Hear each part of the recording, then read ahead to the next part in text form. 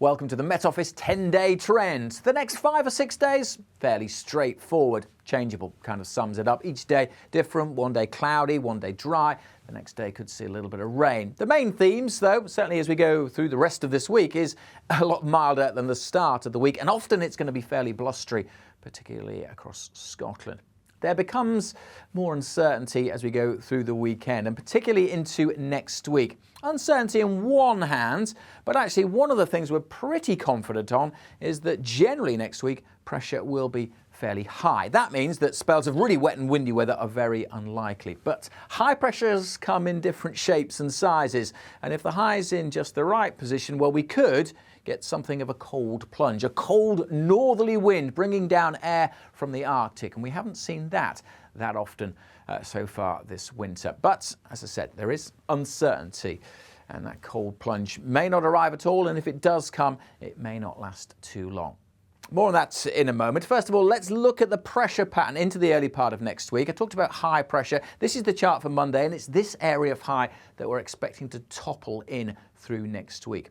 But before we get there, let's rewind the clock, and you can see over the next few days we're expecting lots of low pressure systems to be drifting, particularly close to northern Britain, all pushed in by a fairly active jet stream. How this one interacts exactly with the jet stream will impact Sunday's weather quite a bit, but this is expected to bring a spell of rain across the country. Now, I said at the start it will be turning a bit milder, and that can be reflected by this chart here. Yes, a chilly start to the week, but gradually temperatures are now rising, and so you can see the yellower colours there, the milder air as these lows bring in that milder air from the southwest over the rest of this week.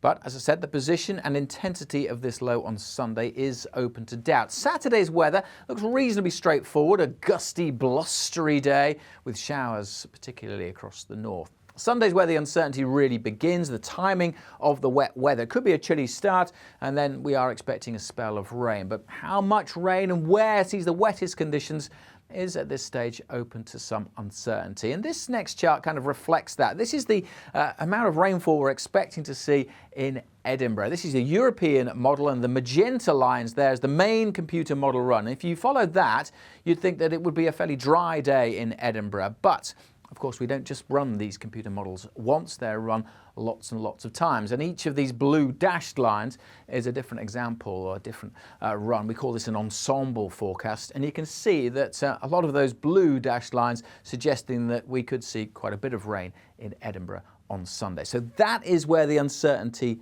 begins.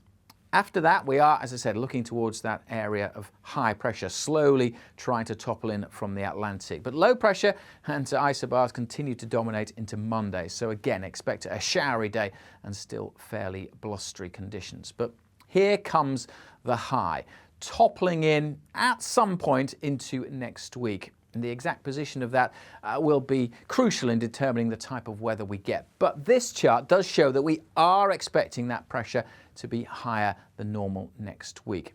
Low pressure, the blue colours dominating as we go through towards the weekend. We've seen that on those pressure charts, but look at this. A strong signal of the pinks and the reds taking over, which means anticyclonic conditions or high pressure is the most likely scenario from the middle part of next week. But high pressures do take different shapes and different sizes. This again is the European model, the main model run, and it shows where it thinks the high pressure is likely to be through the middle part of next week, out to the west. Now, if this scenario is true, if you follow the isobars, then they point all the way up to the Arctic, and that's really cold air then driving south across the UK. That will be a shock to the system because we haven't really seen these kind of northerly winds at all this winter. They would bring sleet and snow showers with them as well.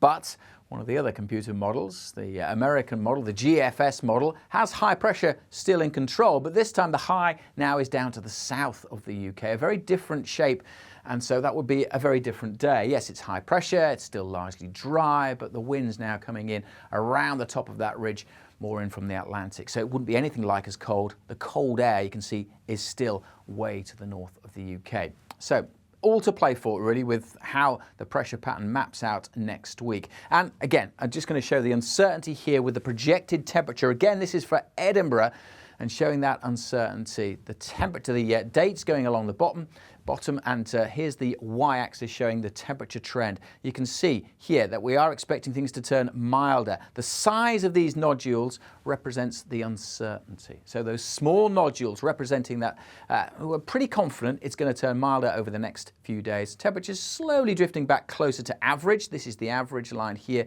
around the weekend. But then look at how those blobs just get bigger and bigger as we go through next week. Again, just representing that uncertainty in the computer models through next week.